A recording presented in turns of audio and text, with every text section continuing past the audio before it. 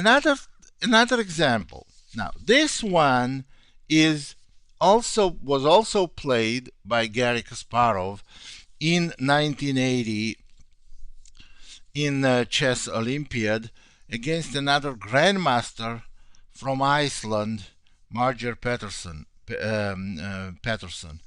Yeah, d4, d5, c4, c6, knight f3, knight f6, knight c3. It's a d takes c.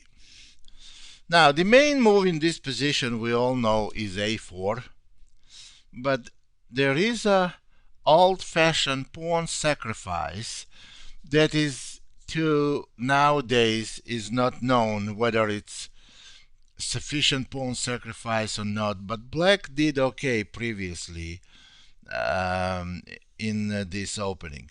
So but let's look at this. b5, e5, knight d5, a4, e6,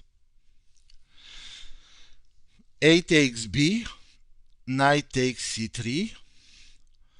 This is all theory. B takes c, c takes b, knight g5. Now this position was many times on various levels in many tournaments. Bishop b7, queen h5, queen d7. Now you should see how slowly Kasparov discoordinating black's pieces. Now it's not how much power and how much pressure you put to take black apart here, but how he discoordinating black's pieces and making them totally helpless. So what happened after queen d7, bishop e2, white simply develops h6, bishop f3, knight c6, castle, knight d8, black is protecting f7 square, knight e4 was played, black played a5. As you can tell, black has everything defended. It's very difficult to take them out right away. So white has to have some plan. So white continues improving pieces position. Bishop g5 was played. Bishop d5, rook f2 e1, knight c6, bishop h4, rook a7, queen to g4. And after queen to g4, white created threat number 1. They are threatening to play knight d6 check, and on bishop takes d6, queen takes g7, attacking the rook and then taking the d6 pawn. Now I have to tell you this. In this position, this threat, knight d6 threat, forces black to weaken their position by playing rook h7. In other words, black is putting rook on absolutely terrible place. Now, is there a coordination between this rook and any of other piece on the board of blacks? No, absolutely not. It's just another terribly placed piece. Rook h7. Now knight d6 check was played anyway. Bishop takes d6 and bishop takes d5. Now e takes d, of course, is impossible because white is going to take on d6 with the check and win the game right away. So in this position, black played bishop e7, white played bishop e4, attacking rook, g6 is forced, and now white plays bishop f6. Now, does white have a threat? Still not. No, but white does not have a threat. Black played king f8, queen f3, But what they want to do, they start attacking now black's pieces, maybe later to play rook b1, and keeping in mind that they are playing practically with extra rook. That is totally, it's on the board, but it's absolutely has no meaning in this position. Queen f3, knight d8, and now once these pieces are so discoordinated, all white's pieces stand perfectly. Let me point. Bishop on f6, beautiful piece. Bishop on e4, supporting d5, and also keeping an eye on g pawn. In some cases, maybe bishop takes g6, so when black moves. And rook on a1 stands very well because it does not allow black's rook to move, because a5 and rook on e1 stands well. So white opens position. That's what you do. Once you all your pieces are so perfectly placed, you open position. E takes d, bishop takes d5. And it's needless to say, actually, if you gave this position to any player, any player, mediocre player, he can beat any grandmaster in this position, because this is already almost over.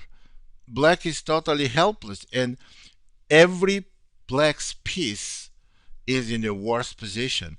But creating this position was the art of piece coordination, how Kasparov coordinated his pieces and slowly got black in totally hopeless position.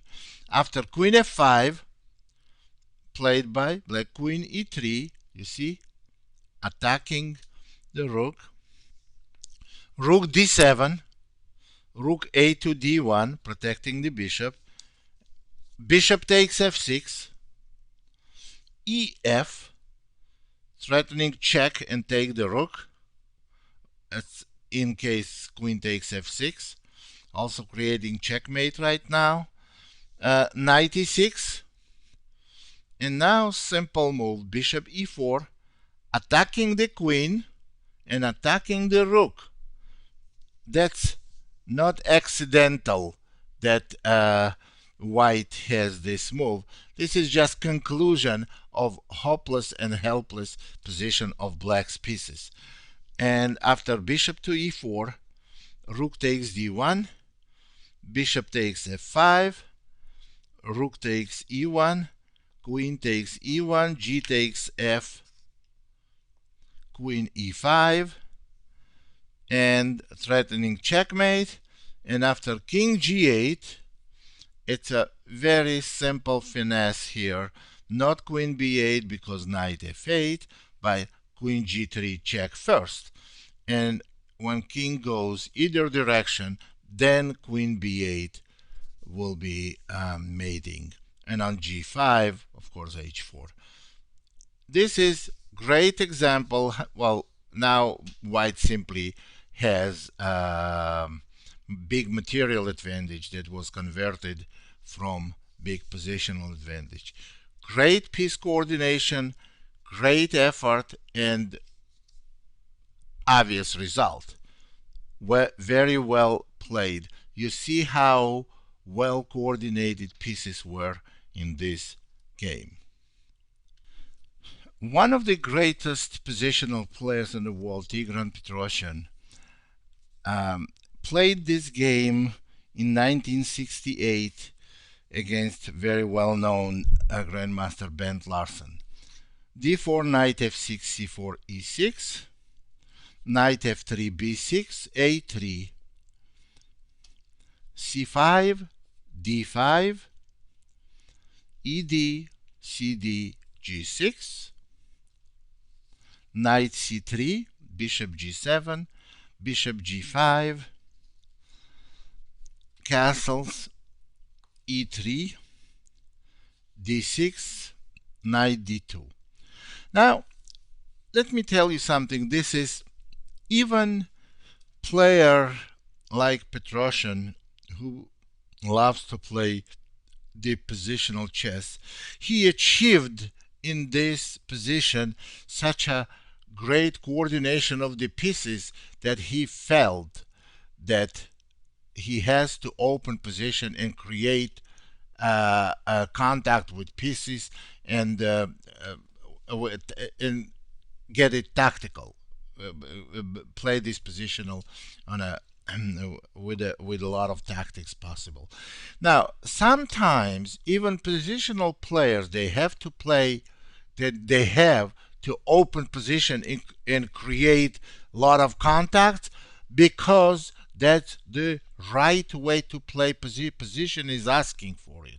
And you see a lot of very sharp players, even Tal or Spassky or even Kasparov, they play in some positions, they play very good maneuvering chess because that's what required in position. And this is great example of it.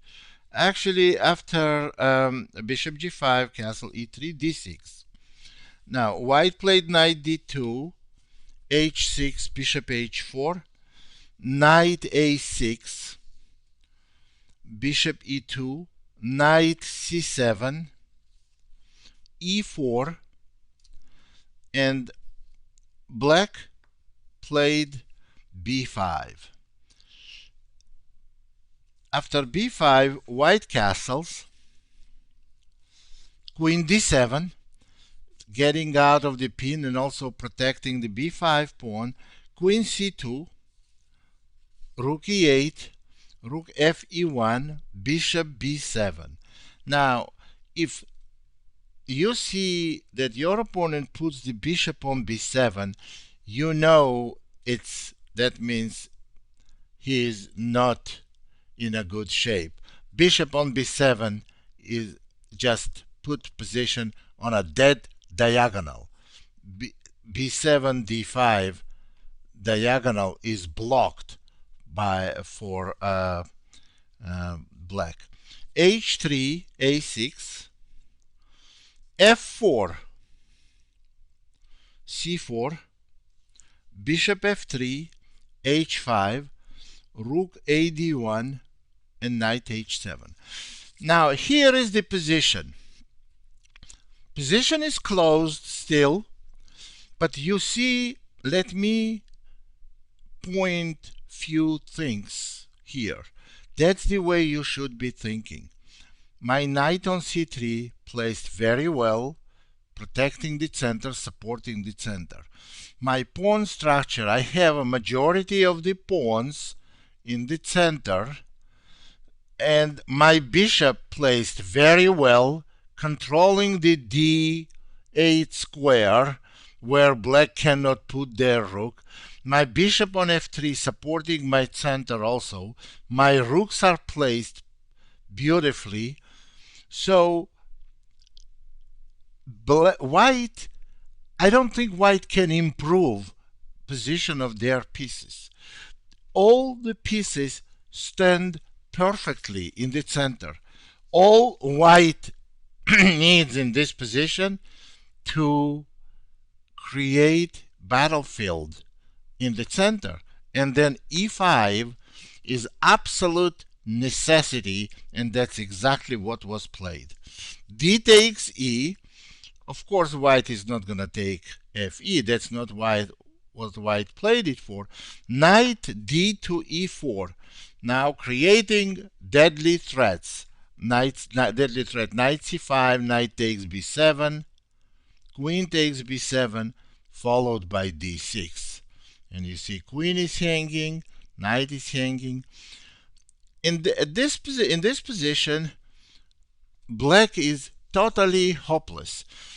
Now, just take a look at white's pieces, how they play together. Rooks on e1, d1, bishop on h4, knight is aiming everywhere, and pawn too. This is one of the finest examples of well-coordinated pieces. When knight on h7, we don't know what it's doing, and white's there. Bishop on b7 is nothing but a target, and the queen on d7 will become target, and rooks cannot be activated. This is well enough. It's a lot more than we need to win the game. After knight d2 e4, queen f5 was played, and queen f2, just getting out of the pin and creating another threat, knight d6. Queen f2, rook a d8. I don't think black cares anymore about an exchange. Bishop takes d8, rook takes d8, and now queen b6, attacking two pieces. You see how quickly one of the best players in the world, Bernd Larsen, at that point, he fell apart. It's not him, it's his position. His position was so bad, there is nothing he could have done. Queen c8, knight c5, attacking the bishop and preparing d6. e4 was played.